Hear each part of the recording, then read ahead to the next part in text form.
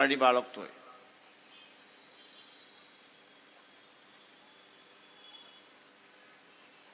इथली व्यवस्था आपण असताना पाहिली.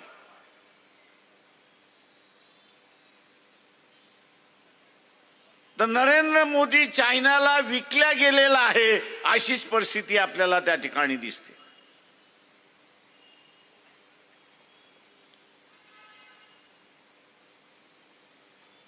चायनाला विकल्या गेलेला आहे. कारण का तर मागच्या 10 दिवसापूर्वी YouTube वरती जा, आर्मीचा चीफ जो आहे त्याचं भाषण काढा आणि ऐका. त्यांनी असताना म्हटलं की चायना हा आमचा शत्रू आहे.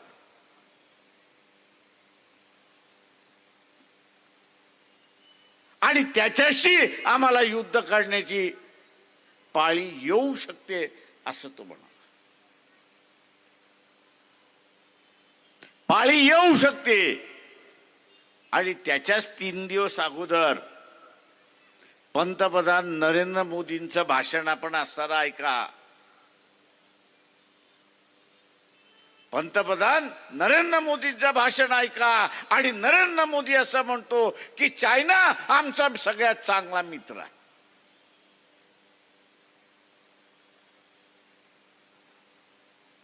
चायना हा आमचा सगळ्यात चांगला मित्र आहे.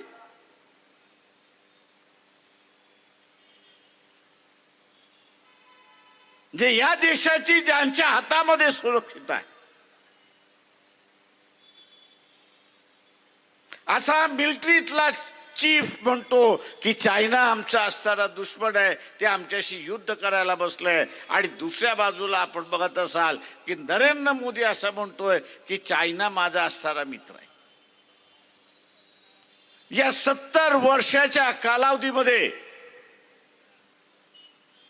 देशाच्या 70 वर्षाच्या स्वातंत्र्याच्या कालावधीमध्ये आपण सरकारची एक भाषा आणि मिलिटरीची दुसरी भाषा असं पण कधी ऐकलंय का? दुर्दैवाने कमजोर विरोधी पक्ष आपल्याकडे आहे.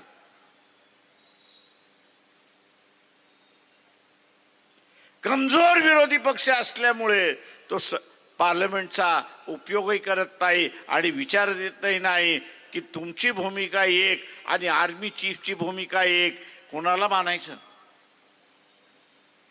जनतेने कोणाला मानायचं?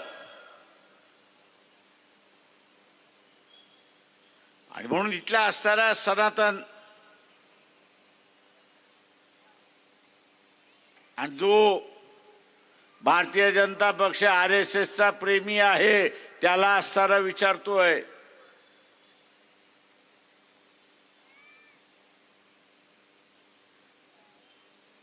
त्यांना आम्ही असणारा विचारतोय की सिंदूरचं युद्ध झालं. हा माणूस दर 3ऱ्या दिवसाला मोदी कुठल्या नाही कुठल्या तरी देशाला भेट द्यायला जातोय.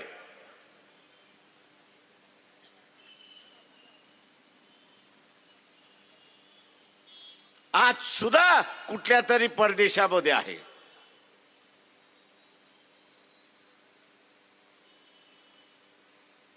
मी त्या जनतेला आवाहन करतोय की भारतीय जनता पक्षाच्या वतीने आपल्या वस्तीमध्ये जो प्रचाराला येईल, संघाचा जो प्रचाराला येईल, त्याला असणारा एक विचारा की सिंदूरच्या वेळेस तुमच्या बरोबर कोण उपस्थित होता? सिंदूरच्या युद्धाच्या वेळेस तुमच्या बरोबर एक देश मित्र म्हणून का उभा राहिला नाही? मित्र म्हणून एक देश सुद्धा का उभा राहिला नाही? याचं उत्तर सांगा.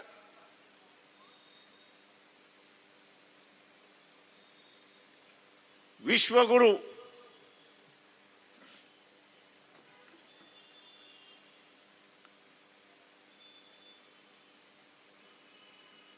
आम्ही विश्वगुरु आहोत. अरे बाबा, विश्वगुरु एक सांग, या सिंदूरच्या युद्धामध्ये तुझ्या बरोबर एक शिष्य सुद्धा का उभा राहिला नाही?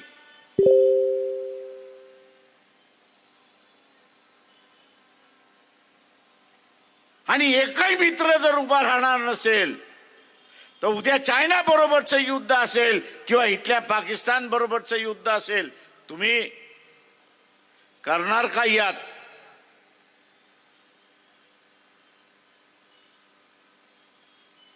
आज आपल्याला दिसते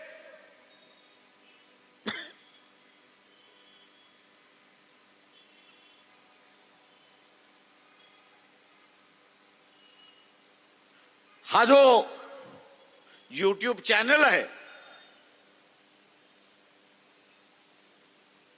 एकदा छंद म्हणून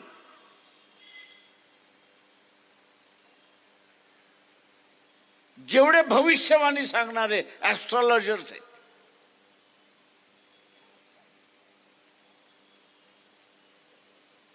यांचं रात्रभर ऐकत बसलो. काय म्हटलं? यांचं रात्रभर ऐकत बसलो. आणि या रात्रभर ऐकत असताना एकच सूर त्याच्यामध्ये मला सापडला आणि तो सगळ्यांचा सारखा होता, कॉमन होता. आणि तो म्हणजे येत्या 2-3 महिन्यामध्ये आपलं पाकिस्तान बरोबरचं युद्ध होईल. आर्मी चीफही म्हणाले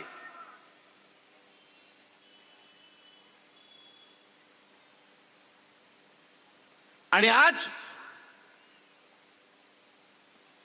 पाकिस्तानला असणारं हत्यारं कोण कोण पुरवतंय?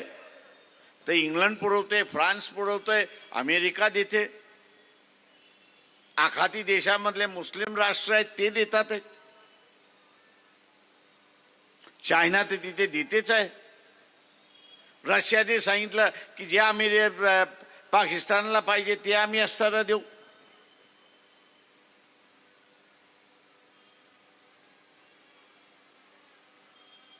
आणि एवढी सगळी देश आणि हे सगळे देश पाकिस्तानला हत्यार देणार असतील आणि पाकिस्तानचा हत्यार कोणाच्या विरोधात वापरणार तर ते भारताच्या विरोधात वापरणार. मोदींना आपण विचारलं पाहिजे, बाबा तू आम्हाला वाचवणार कसं ते हे सांग.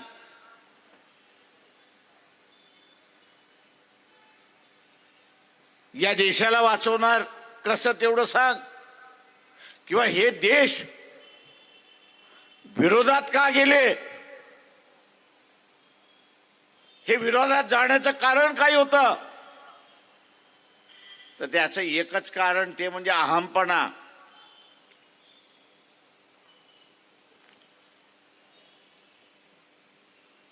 आपण जसं म्हणतो की गावातला पाटील टग्यासारखा वागतोय, आपण म्हणतो की नाही, तशा रीतीने मोदी टग्यासारखा वागायला लागलाय जगभर.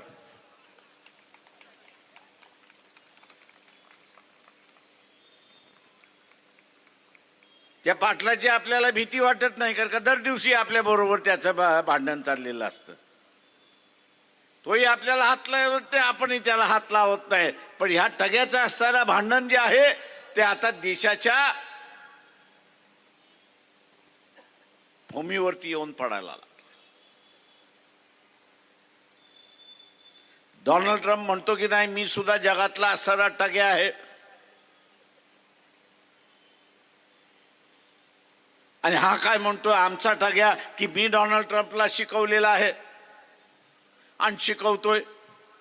आता ह्या दोन टग्यांमधली भांडणं, या दोन टग्यांमधली असणारी भांडणं जी आहेत, अमेरिकेबरोबरची भांडणं, याची रशिया बरोबरची भांडणं, याची असणारी इंग्लंड बरोबरची भांडणं, त्याचं भोगावं कोणाला लागणार आहे? ते भारतीयांना भोगावं लागणार आहे.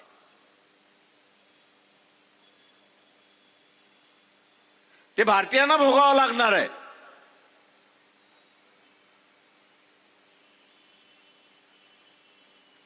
ती काय भारताच्या विरोधात नाही आहेत,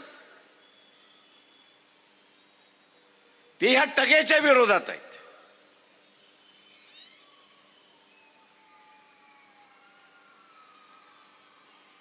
हे टग्याच्या विरोधातला असणारा भांडण आहे.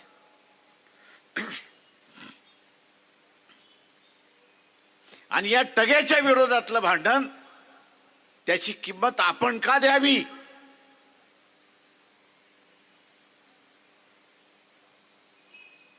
याची किंमत आपण का द्यावी?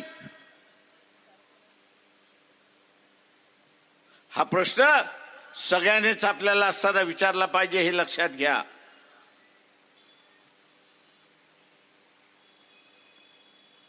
हा उद्याचं युद्ध ते पाकिस्तान बरोबरच आहे की चायना बरोबरच आहे त्यात सांगता येत नाही. टाळायचं असेल तर ते तुमच्या हातामध्ये आहे, हे लक्षात घ्या.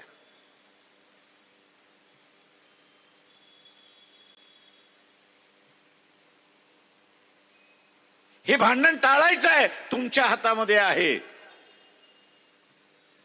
आपण नाही म्हणतो नारा बास नारा बासरी, तशाच रीतीने मोदीला तुम्ही सत्तेवरतीच बसवलं नाही तर युद्ध कोणाबरोबर होणार आहे?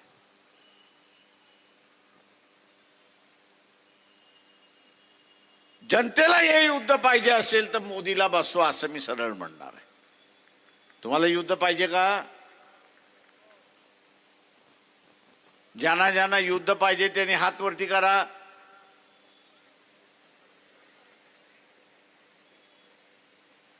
तुम्हाला असताना आता जर युद्ध नको असेल तर मोदीला खाली खेचा, आणि खाली खेचायचं असेल तर या कॉर्पोरेशनच्या निवडणुका सुद्धा अत्यंत महत्वाच्या आहेत, हे लक्षात घ्या. या महानगरपालिका सुद्धा महत्वाच्या आहेत. त्यातून संदेश जातो, मोदीच्या विरोधात मतदान दिलं, भारतीय जनता पक्षाच्या विरोधात मतदान दिलं, उद्या सत्तेवरती आले नाही, संदेश हा जातो की ह्या टग्याला आता लोकच बघायला लागली आहेत, आपल्याला बघण्याची गरज नाही. भारतीय जनताच त्याला बघायला लागलेली आहे, आपल्याला बघण्याची गरज नाही. आणि भारतीय जनता जर बघणार नसेल तर हे सगळे बघितल्याशिवाय राहणार नाहीत, हे लक्षात घ्या.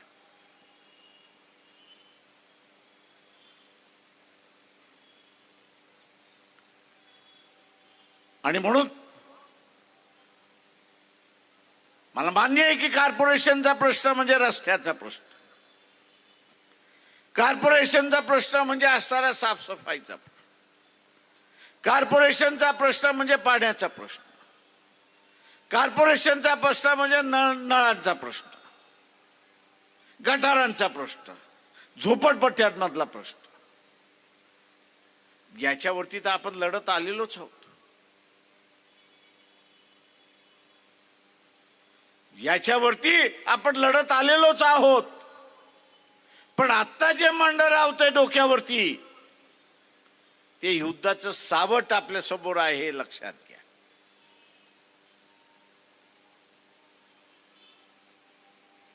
इथले चॅनलवाले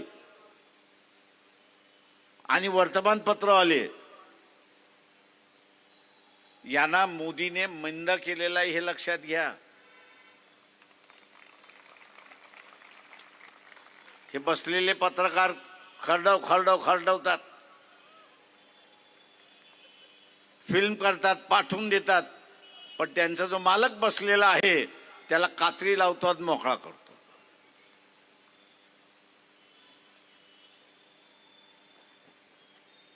काका त्या मालकाला मोदीने सांगितलंय तू माझ्या विरोधात छाप तर खरं, तुला आतमध्ये टाकल्याशिवाय राहणार नाही.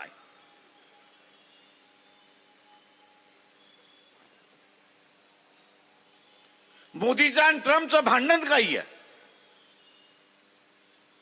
मोदी असं म्हणतोय तू रशियाचं तेल विकतोय, ठीक आहे चल विक, पण त्याच्यातला नफा कोणाकडे जातोय?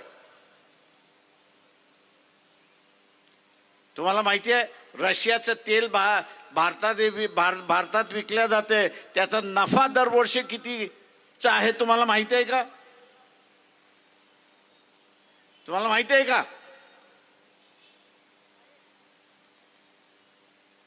दरवर्षी रशियाचं तेल आपल्याला असं सांगितलं जातंय की भारत विकतोय. चूक आहे. ते भारताला तेल मिळतंय हे बरोबर आहे, पण विकणारा रिलायन्स आहे हे लक्षात घ्या, रिलायन्स कंपनी आहे हे लक्षात घ्या. आणि दरवर्षी या कंपनीला नफा किती होतो?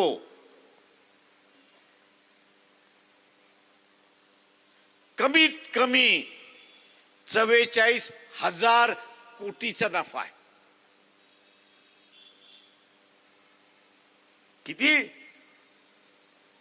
कितीचा नफा आहे?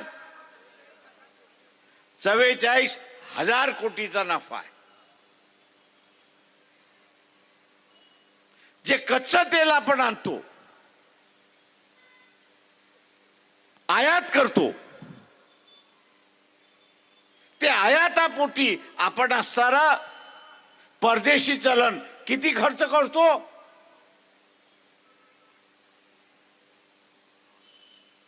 वर्षाला 1,10,000 कोटी आपण खर्च करतो.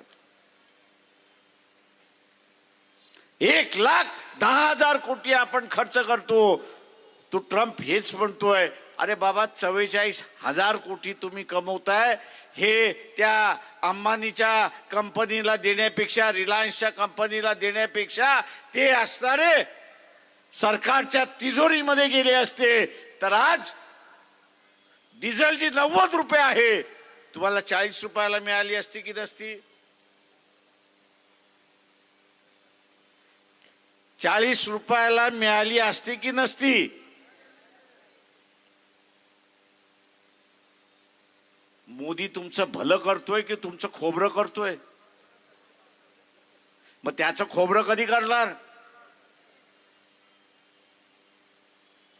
त्याचं खोबरं कधी करणार? तुम्हाला संधी आली आहे. माझा भारतीय जनता पक्षवाले असतील, RSS वाले असतील, त्याला आव्हान आहे की मी हा जो आरोप केलेला आहे तो खोटा असेल तर उद्याच सभा घ्या आणि सांगा हा खोटा आहे म्हणून.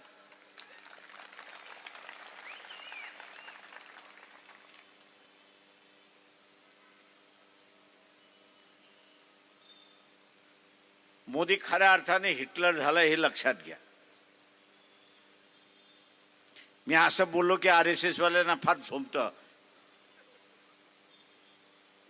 अरे अर्धे चड्डीवाले एवढंच मला सांगा, गेल्या 2.5 वर्षामध्ये नरेंद्र मोदीने एकदा तरी मोहन भागवताची भेट घेतली आहे का?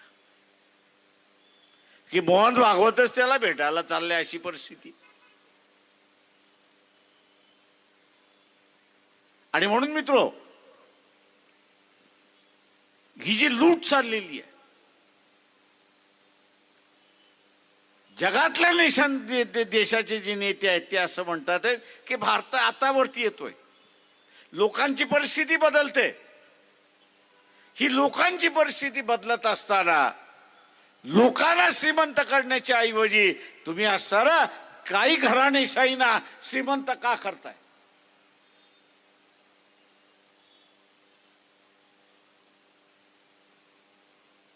तुम्ही काही घराणेशाहीने असताना श्रीमंत का करताय आणि नव्यानं गुलामी ह्या देशावरती का आणताय? कॉर्पोरेटची गुलामी तुम्ही का आणताय?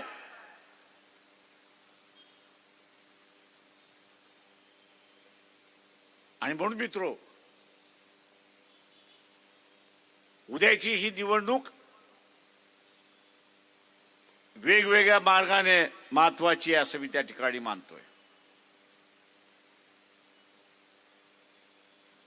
ही देशाची चाललेली लूट, सामान्य जनतेची चाललेली लूट,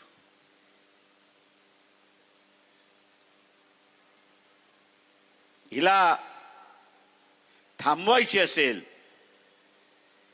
तर इथले राजकीय पक्ष काहीच करू शकणार नाहीत.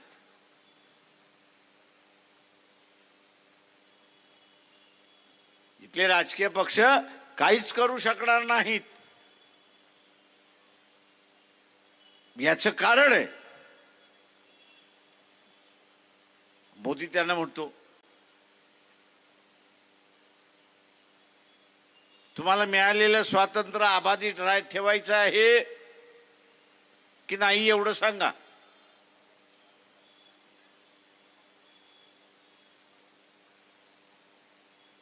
तुमचं स्वातंत्र्य अबाधित ठेवायचं आहे की नाही तेवढं सांगा.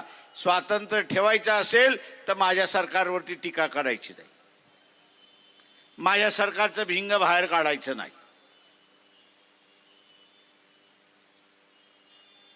ते काढलं तर तुमची भिंग कोर्टात पडलेली आहेत.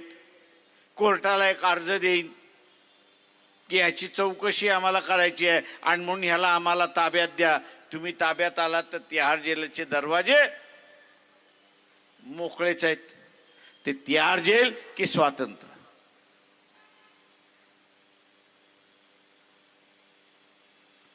दुर्दैवाने मी असं म्हणेन की काँग्रेसचा कार्यकर्ता असेल, डावा कार्यकर्ता असेल, समाजवादी कार्यकर्ता असेल, मानवतावादी कार्यकर्ता होता, याचा एक काळ आवाज होता. त्याच्या आवाजामध्ये ताकद होती, बुलंदशाही होती. आंबेडकरी चळवळीच्या आवाजामध्ये आज ती एकच शिल्लक राहिलेली आहे. आणि मग उद्याची असणारी ही चळवळ, उद्याची असणारी ही चळवळ आणि उद्याची असणारी ही लोकशाही वाचवण्याची जबाबदारी ही फुले शाहू आंबेडकरी विचारांवरती आलेली आहे, हे लक्षात घ्या. ही फुले शाहू आंबेडकरी विचारांवरती आलेली आहे आणि ही ऐतिहासिक जबाबदारी आपल्या सगळ्यांना पार पाडायची आहे. ती या निवडणुकीमध्ये आपण पार पाडाल. सभेला जशी गर्दी आहे,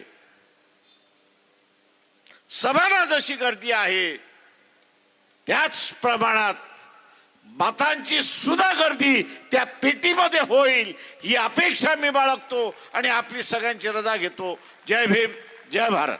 श्रद्धेय बाळासाहेब आंबेडकरांना